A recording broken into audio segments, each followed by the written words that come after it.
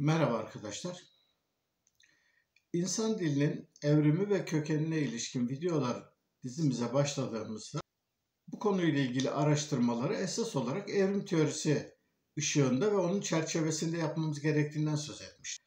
Bütün canlı türlerin ortaya çıkmasında olduğu gibi insanın ortaya çıkmasında da geçmişten bu yana milyonlarca yıllık bir geçmiş uzanıyor. İnsan türünün gelişmesi daha önceki ata türlerdeki bir takım organ yapı ve düzeneklerin adım adım gelişmesiyle bugünkü biçimini aldı. Bazı canlı türlerinin belli özelliklerinin, belli organlarının, yapılarının ya da belli davranışların geçmişte birbirinden bağımsız biçimde farklı türlerde, farklı biçimlerde ortaya çıktığından söz etmiştik. Basit bir örnek olarak uçmanın evriminden söz etmiştim anımsayacağınız gibi. Uçma eyleminin yapan, başarıyla yapabilen değişik canlı türleri var. Örneğin yarasalar. Bildiğiniz gibi yarasalar memeli ve genel olarak yarasalar dışında uçan bir memeli bilmiyoruz. Uçabilen başka canlılar da var. Örneğin albatroslar ve akbabalar, onlar da uçuyorlar. Fakat onların uçması daha çok bir süzülme biçiminde. Yani ilk havalanmayı sağladıktan sonra hava akımlarındaki hareketlerden yararlanarak uçmalarını gerçekleştiriyorlar. Uçan balıklar var. Uçan balıkların uçmaları esas olarak onların suyun içindeki hızlarıyla ilgili bir durum.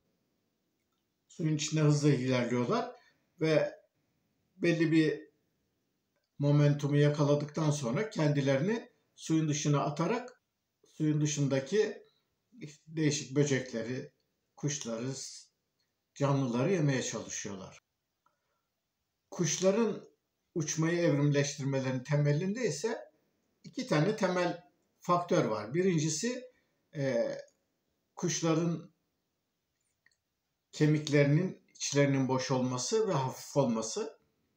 İkincisi havada yükselmeyi sağlayabilecek, itmeyi sağlamak için tüylerin varlığı. Fakat tüylerin başlangıçta ortaya çıkması aslında uçmayla ilgili değildi. Yani hayvanın soğuk koşullara dayanabilmesi, soğuktan bir yalıtım sağlamak için gelişmişti. Fakat bu yalıtım malzemesi zamanla bazı dinozor türlerinde uçmaya elverişli kanatların gelişmesine neden olunca uçma evrimleşti. Burada uçma ile ilgili verdiğim örnek sayesinde şunu anlatmaya çalışıyorum. Belli bir canlı türünde belli bir davranışın, belli bir organın, belli bir yapının evrimleşmesinin izini sürdüğümüz zaman bu o canlının doğrudan kendi atalarının zaman içerisinde geliştirdiği özelliklerin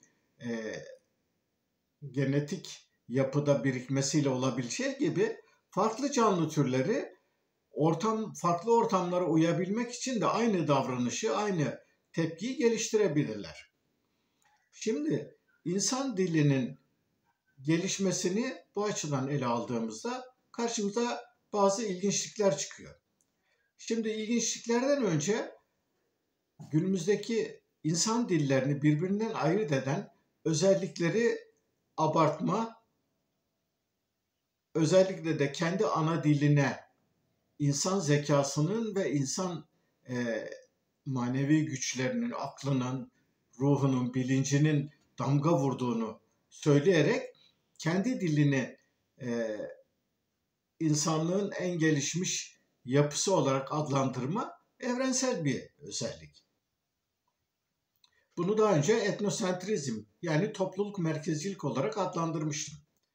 Anımsayacağınız gibi üçlü merkezcilik dediğim anlayışı eleştirirken bu anlayışta birincisi yer merkezcilik yani dünya merkezcilik olarak bütün olaylara bakmak.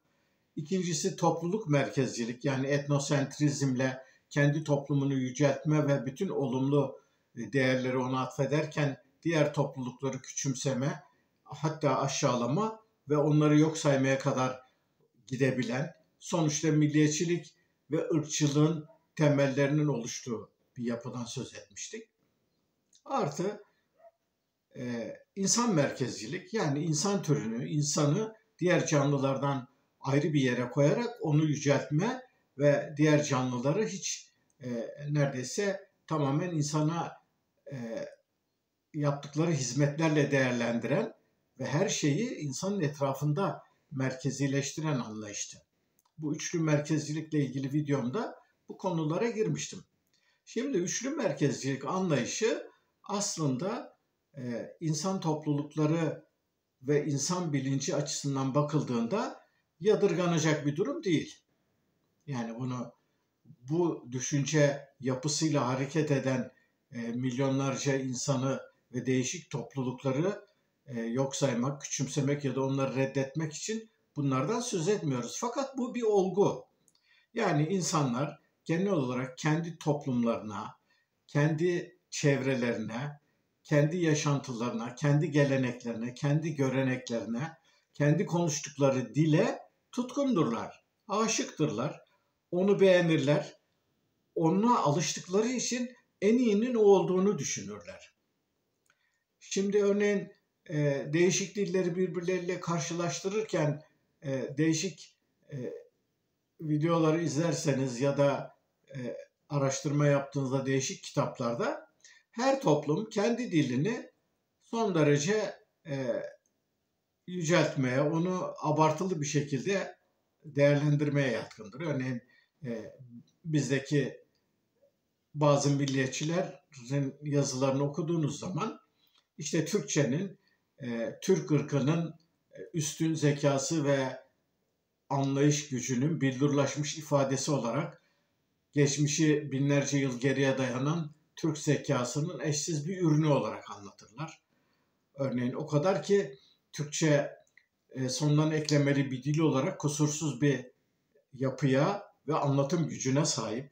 Ama örneğin diyelim tek heceli dilleri olan Çinliler ya da işte Afrika'daki bazı topluluklarındaki insanlar bu ekleri geliştiremedikleri için çareyi kelimeleri tonlamalarla onlara anlamlar yüklemeye de bulmuşlar ve dolayısıyla böylece birçok zorluğun üstesinden gelmeye çalışmışlardır. Aynı biçimde bükünlü dediğimiz diller, bunlar da Türkçe gibi kusursuz bir ifade gücüne ve anlatım kıvraklığına sahip olmadıkları için farklı kelimeleri yan yana getirerek Türkçenin kolayca ve basit biçimde yaptığı işleri böyle zorlanarak bir takım kelimeleri birbirine ulamaya çalışarak adeta bir çuvala tıkar gibi şey yaparak geliştirmişlerdir falan. Yani bu biçimde diğer dilleri küçümsemeye, Türkçeyi yüceltmeye çalışıyorlar. Şimdi tabii benim videolarımı izleyen arkadaşlar şunu fark etmiş olmaları gerekiyor. Ben daha önceki videolarda insan dilinin kökeni ve evrimini anlamak bakımından günümüzde konuşulan mevcut dillerin ayrıntılarına, onların birbirleriyle karşılaştırılmasının bizi hiçbir sonuca götürmeyeceğinden söz ettim. Fakat benim bu yaptığım vurgu sanki ben dil bilimsel verileri göz önüne almıyor, yalnızca olaya evrimsel açıdan biyolojik genetik gelişmelerle bakıyormuşum gibi bir sanıya kapıldı bazı arkadaşlar. Bu nedenle bu videoda neden mevcut konuşulan insan dillerinin genelde insan dilinin kökeni ve evrimini anlamak bakımından fazla bir önemlerinin olmadığını ya da onlara aşırı anlamlar yüklememek gerektiğini, bunun nedenlerini kısaca anlatmaya çalışacağım. Bildiğiniz gibi değişik konularda, değişik toplumlarda farklı tepkiler, farklı davranışlar, farklı yaşam tarzları gelişmiştir. Ama bunların geçmişine gittiğimizde mutlaka bunların temel yaşamsal faaliyetlerle ilgili yaşanılan çevrenin belirlediği koşullara uygun olarak ona uymaya çalışarak geliştirildiğini anlamak zor değildir. Basit bir örnek. Örneğin İngiltere'de trafik sağdan işler. Bizim gibi ülkelerde ise soldan işler. Şimdi trafiğin sağdan işlediği bir ülkede doğup büyüyen, daha sonra araba kullanmaya başlayan birisi belli refleksler, belli hareket kalıplarını ezberlemek durumundadır. Bu kişiyi birdenbire trafiğin ters yönde işlediği bir ülkeye götürürseniz orada araç kullanmaya ve trafikteki bir takım kurallara uymakta zorlanacaktır. Peki bunda bir abeslik var mı? Yok. Gayet normal bir şey. Hatta Hindistan, Pakistan, Bangladeş gibi ülkelerdeki trafik akışı ile ilgili değişik videolar izlerseniz onlarda örneğin trafik ne sağdan ne soldan işliyor. Karşıdan gelen aracın durumuna göre herkes her hareketi her an yapabilir. Onlarda da öyle bir kültür gelişmiş. Doğru ya da yanlış diye bir şey yok. Her toplum kendine, kendi koşullarına uygun olan alıştığı biçimde yaşamaya çalışıyor. Daha somut bir örnek olarak barınma. İçinde yaşadığımız evlerden söz etmemiz gerekir. Örneğin orman halklarının bulunduğu topluluklar genellikle evlerini ahşaptan, ağaçtan yapıyorlar. Ama örneğin Eskimolar iglo dediğimiz buz kalıplarından ev yapıyorlar. Neden buz kalıplarından ev yapıyorlar? Çünkü yaşadıkları coğrafyada buzdan, sudan ve kardan başka bir şey yok. Başka bir şey bulamadıkları için eldeki malzemeyi en verimli, en akılcı bir biçimde kullanarak igloları yapıyorlar. İglo deyip geçmeyelim.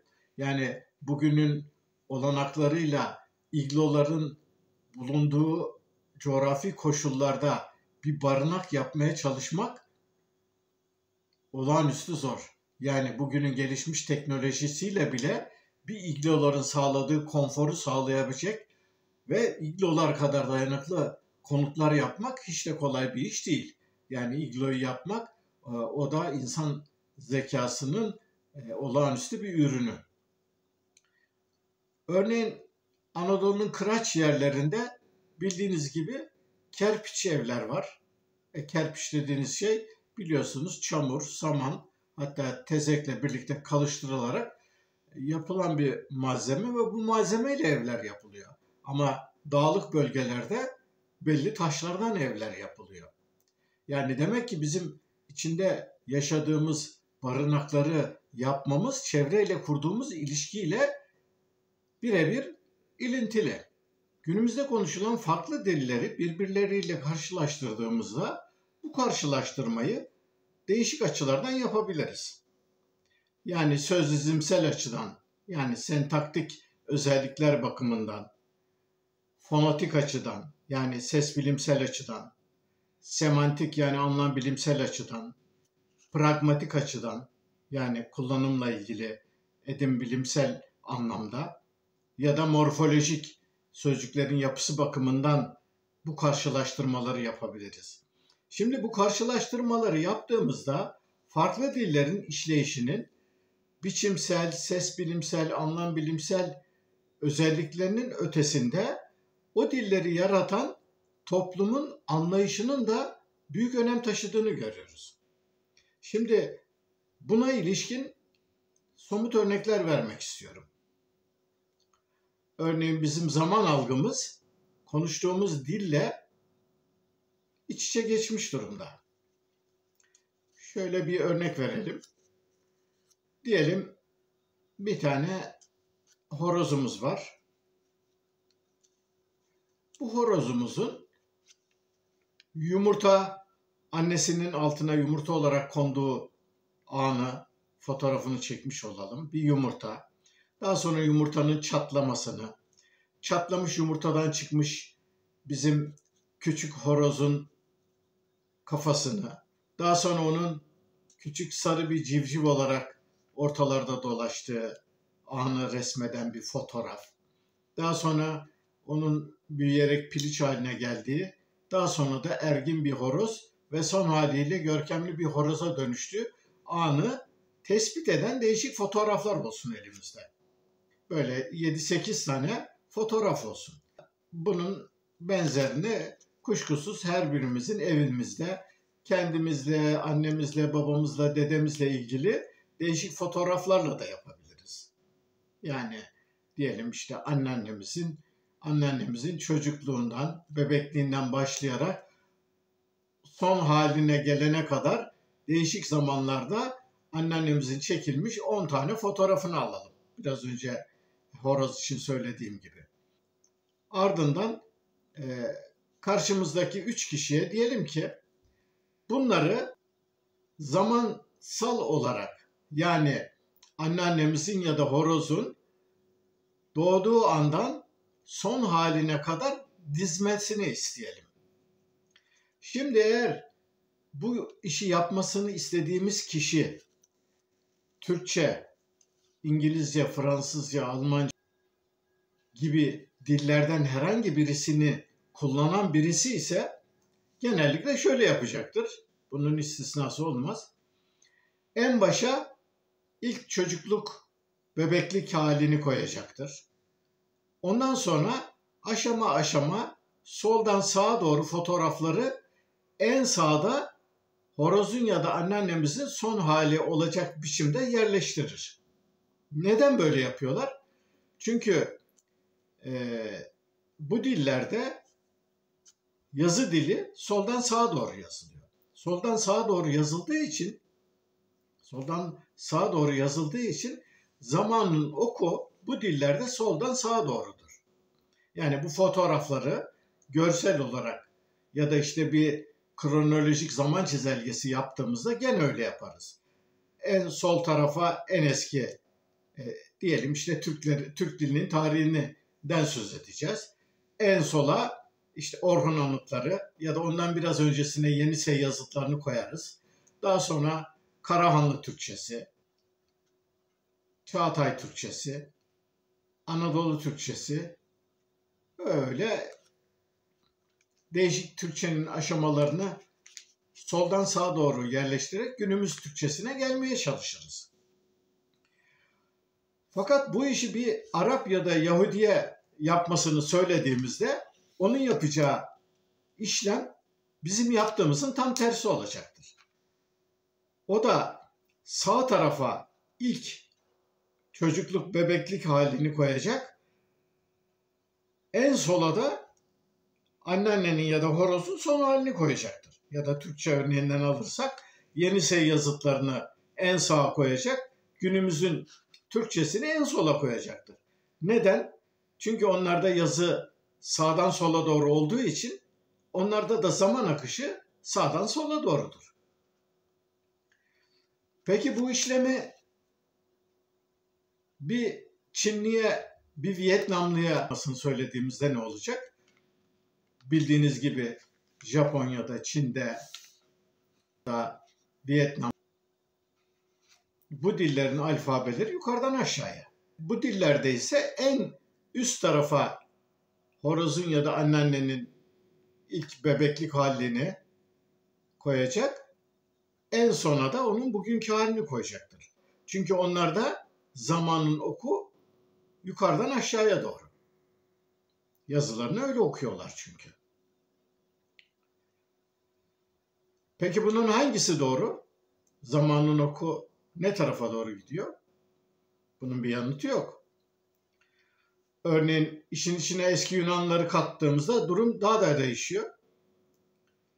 Eski Yunanlılarda yazılar ister soldan ister sağdan başlar. Fakat hep böyle yılan kavi olur. Yani böyle gelir, satırı böyle geldikten sonra satırın sonuna gelince aşağıya iniyorsun. Böyle yazıyorsun. Sonra bu satır bittiği zaman tekrar aşağı iniyorsun. Böyle gidiyorsun. Yani böyle. Yazı böyle gidiyor. Eski Yunanlılarda böyle. Bitti mi? Hayır.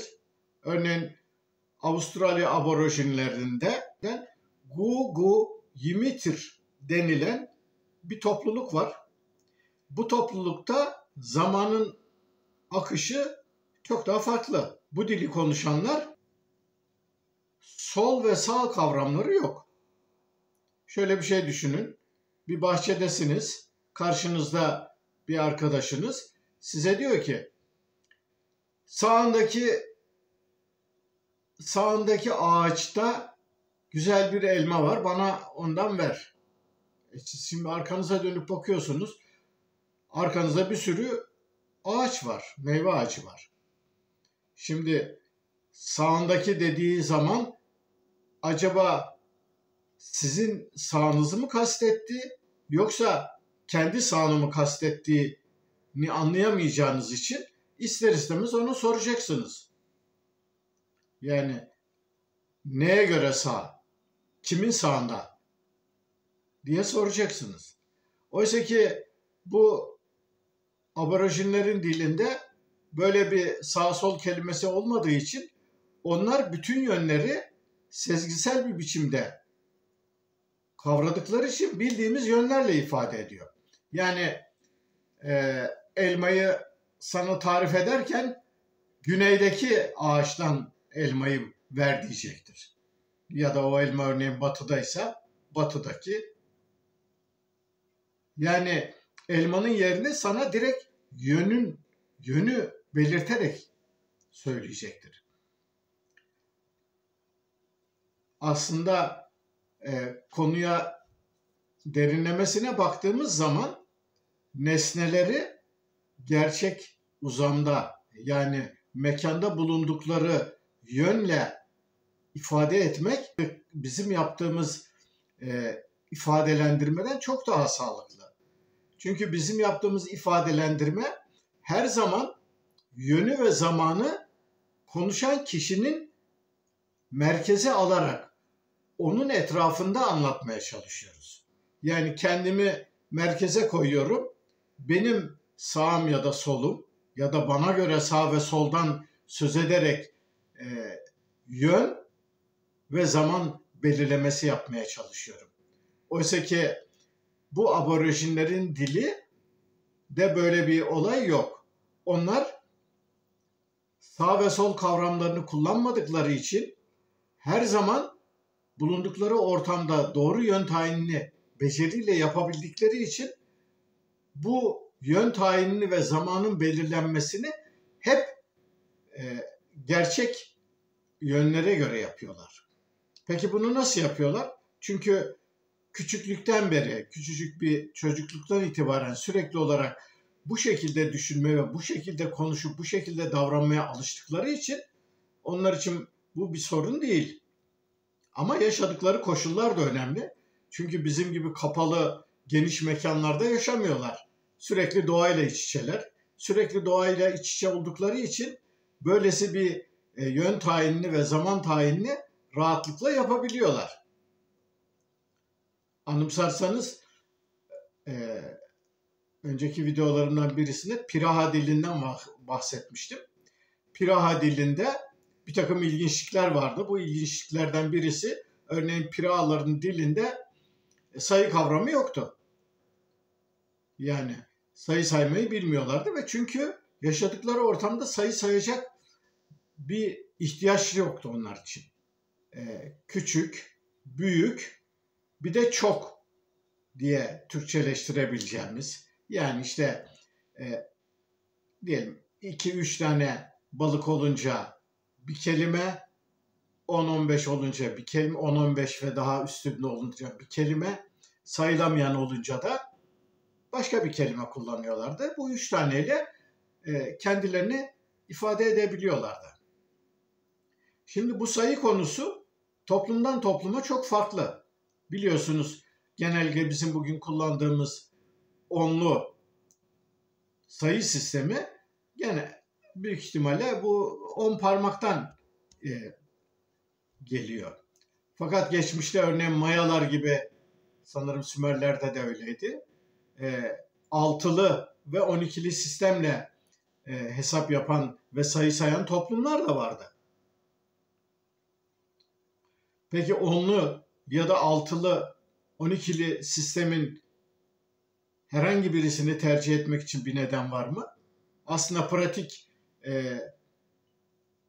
en küçük, en büyük ortak bölenler açısından baktığınızda onlu sistemin bir sürü kusuru var. Çünkü bildiğiniz gibi onu sadece 2'ye bölüyorsunuz. Oysa ki 12 ya da 6'yı 2'ye, 3'e, 4'e bölme olanağınız var. Bu nedenle bu iki sayı sisteminden herhangi birisinin daha olumlu ve daha akılcı ve daha iyi olduğunu dayatacak herhangi bir tercihimiz yok. Tespitimiz olamaz yani. İkisi de farklıdır. Hatta bazı toplumlarda 20'li sayı sistemi var. Yani 20, ondan sonraki sayıları daha çok 20 ve 20'nin katlarıyla ifade ederler. Hatta bu diller arasında günümüzün en gelişmiş, en modern dillerinden biri olarak sayılan Fransızca'da bile duyduklarında çok şaşırdıklarını ve bir anlam veremedikleri bir durumdur bu. Örneğin Fransa'da 80 diye bir kelime yoktur. 80 rakamı yok yani, sayısı. 80'i nasıl ifade ediyorlar? Quatre-vingts. Quatre 4 demek. Vingt 20 demek. Yani 4-20. 80'i 4-20 diye yapıyorlar. 70'i soixante-dix. Soixante 60 artı dix 10. 75'i örneğin soixante cinquante. Yani 60 artı 15. 75'i böyle söylüyorlar. Şimdi Fransızlar da böylesi, bize göre yani böylesi garip bir sayı sisteminin olması ne anlama geliyor? Aslında bunun özel bir anlamı yok. Çünkü geçmişte o toplumu konuşanlar böyle bir tercihte yapmışlar. Ya da size ilginç bir gariplikten daha söz edeyim. Örneğin eski Türklerde 27 sayısı nasıl söylenirdi? 37 diye. 37 dediğinde 27 anlaman gerekirdi. 11'i 21 diye söylemen gerekirdi. Şimdi ilk duyduğunda insanlar bu nasıl bir şey, nasıl saçma bir durum falan diyorlar. Ama herhalde o dönemki Türklerin aslında askeri düzenlerinde onlu manga düzeni vardı. Onlu mangalar onun katlarıyla askeri birlikler oluşturuyordu. 10 askerden bir manga olduğunu düşünelim. İkinci manga 20 bölümüne ait oluyor. Yani 10'da bitti zaten. 11'e, 12'ye, 13'e, 14'e geldiğin zaman bu sayıları 12, 13 diye değil de 22, 23 diye. 23'ü, 24'ü de 33, 34 diye söylüyorlardı. Yani o dönemde sayı sayma özelliğini bu şekilde belirlemişlerdi. Şimdi sayılardan söz ettim. İsterseniz biraz da renklerden söz edelim. Renkler de ilk bakışta doğadaki ışığın dalga boyuna bağlı olarak nesnel bir zemin olduğu düşünülebilir. Fakat örneğin toplumların yaşadıkları ortamda güneşli ve açık havalı, nemsiz bir ortamda yaşayıp yaşamadıklarına göre bu renk skalası çok değişiyor. Bazı toplumlarda temel renkler 4 ile sınırlı. Kırmızı, yeşil, siyah, beyaz. Bazı toplumlarda 8'e çıkar.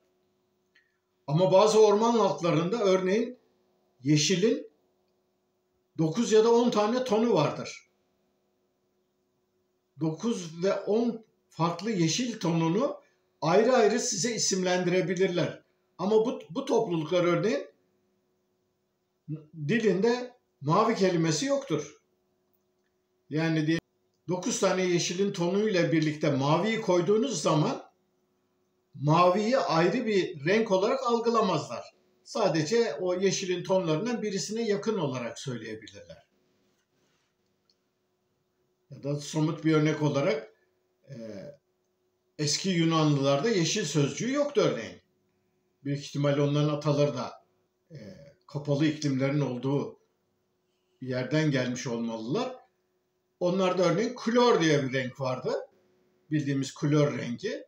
O da bildiğiniz gibi yeşille mavi arasında bir renktir. Ama bizim bugün kullandığımız ya da bildiğimiz anlamda bir yeşil kavramı Yunan dilinde yoktu. Yani demek istediğim şu. Bizim insanların çevrelerindeki koşullara uyabilmeleri için geliştirdikleri bir takım yapılar, özellikler aynı şekilde dilde de geçerli.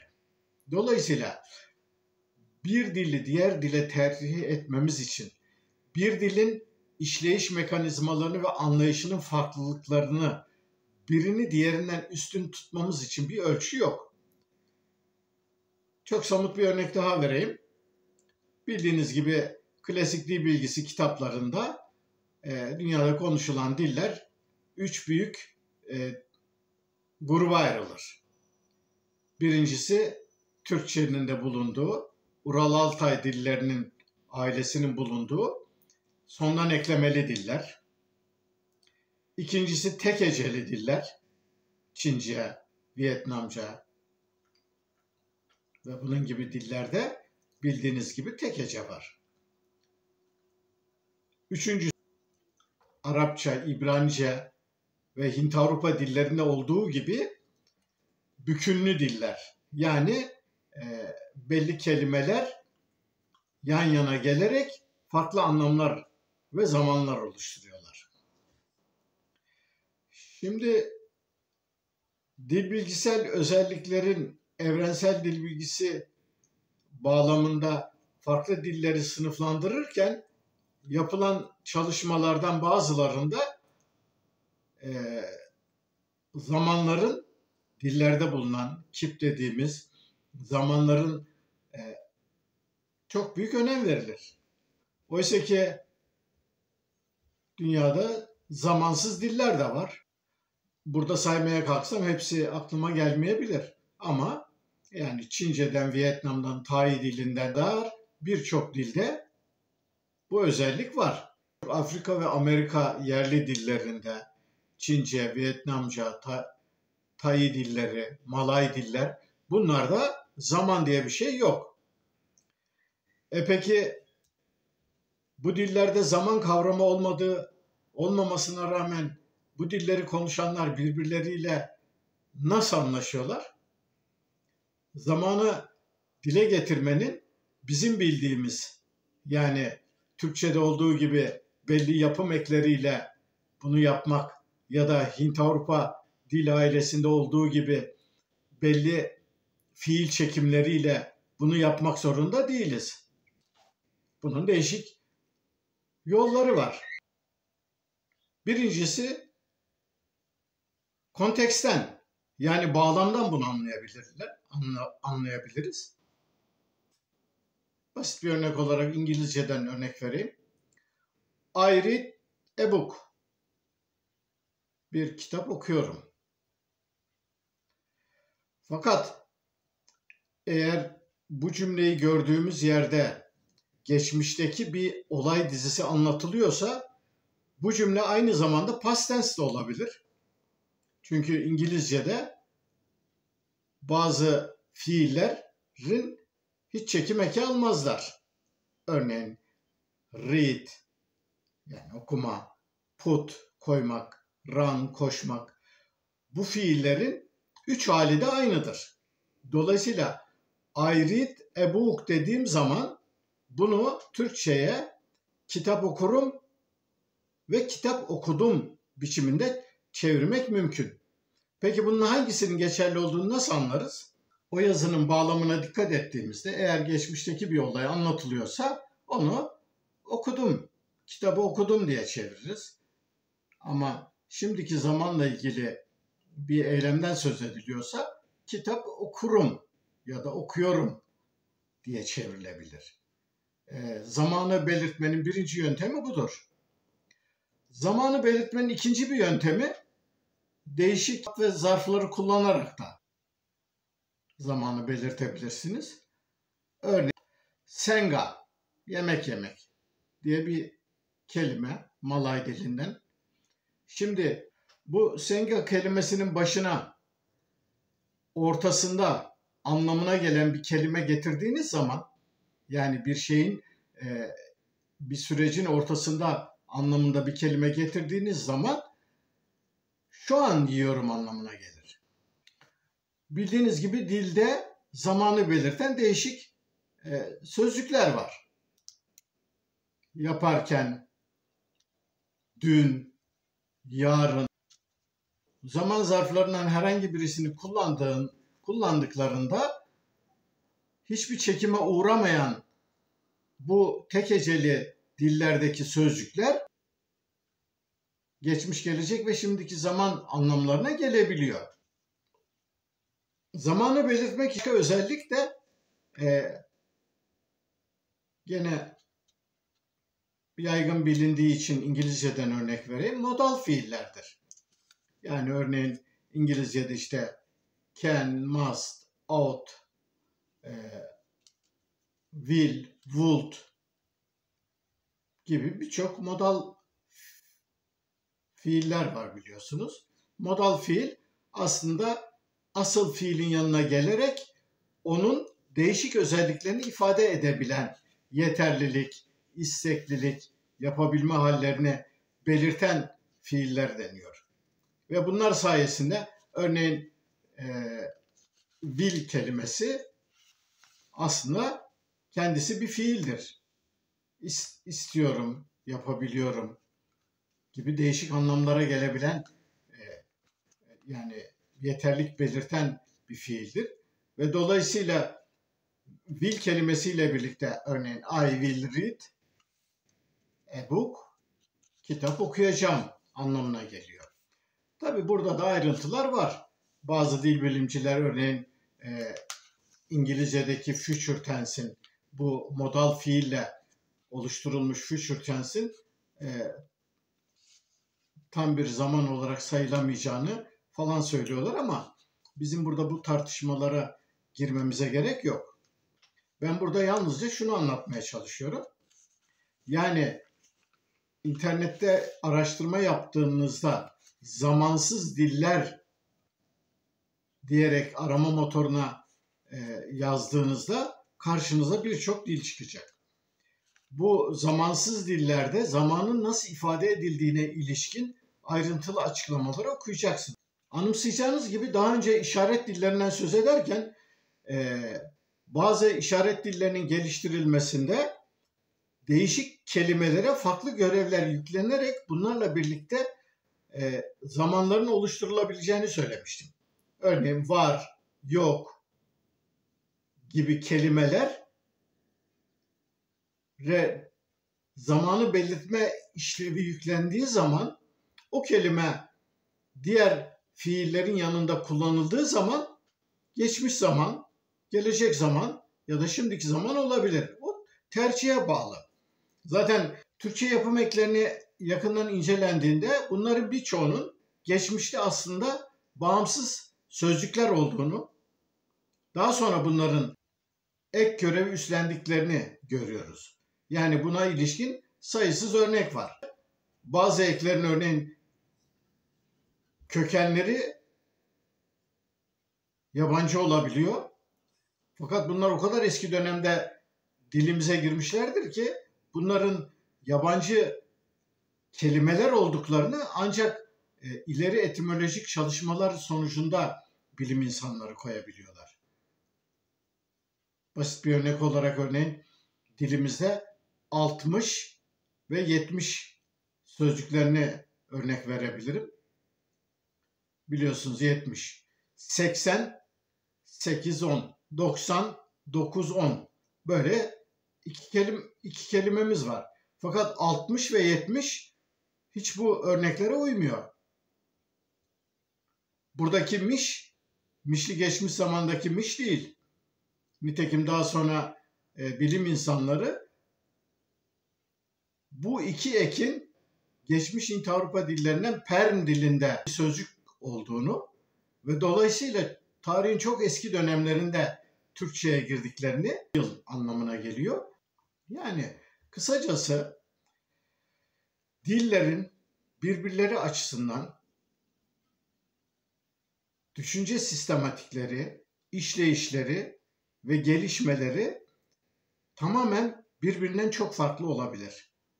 Peki bu farklılıklar neye bağlı? Biraz önce anlatmaya çalıştığım gibi bu farklılıklar içinde yaşanılan coğrafi koşullara, o toplumların yaşam koşullarına, o toplumların ihtiyaçlarına göre değişiyor. Dolayısıyla her toplum kendi ihtiyaçları doğrultusunda kendisine en uygun gelecek biçimde sözcüklerle oynamaya ve onlarla derdini oluşturmaya çalışıyor. Bizim buradaki amacımız insan dilinin evrim ve kökenini açıklamak olduğu için bu noktada günümüzde konuşulan dillerin birbirlerinden farklılıklarına, bu farklılıkların anlamlarına, bu dilleri birbirleriyle karşılaştırarak yeterlik ya da yetersizlik belirlemeye hiçbir ihtiyacımız yok. Diller bu biçimiyle kabul ederek bizim esas yönelmemiz gereken konu bu farklı dilsel özelliklerin hangi koşullarda, hangi evrimsel zorunluluklarla geliştiklerini ortaya koyabilmektir. Yine geçmişte örnek vermiştim hatırlayacağınız gibi. Türkçe seslilere vurgu yapan 8 hatta 8'den daha fazla ünlülerle konuşulabilen bir dil. Peki Türkçe'ye bu özelliğinin olması neydi? Türklerin Orta Asya bozkırlarında çobanlık yaparak göçebe bir yaşam tarzı benimsemiş olmaları ve dolayısıyla böylesi koşullarda dillerini geliştirmek zorunda olmaları ile ilgiliydi. Ama örneğin yerleşik tarıma geçmiş küçük köylerde yaşayan topluluklarda ya da orman koşullarında yaşayan topluluklarda böylesi seslilere ağırlık veren yüksek sesli konuşma ihtiyacı olmadığı için onlar seslerin nüanslarına yani ayrıntılarına, vurgularına özel önem vererek tonal dil dediğimiz özellikleri geliştirerek kendi dillerini oluşturma yoluna gitmişlerdir. Bunlardan ünlüler ağırlıklı bir dille ünsüzler ağırlıklı bir dilin arasında bir gelişmişlik ya da gelişmemişlik ya da üstünlük ya da yetersizlik ayrımı yapmanın hiçbir anlamı yok. Bizim için önemli olan evrimsel süreçte insan sesli konuşmasını ortaya çıkarabilecek özelliklerin nasıl evrimleştiklerini ortaya koyabilmektir. Bu konuya devam edeceğim. Beni dinlediğiniz için teşekkür ederim. Bir sonraki videoda görüşmek üzere. Hoşça kalın.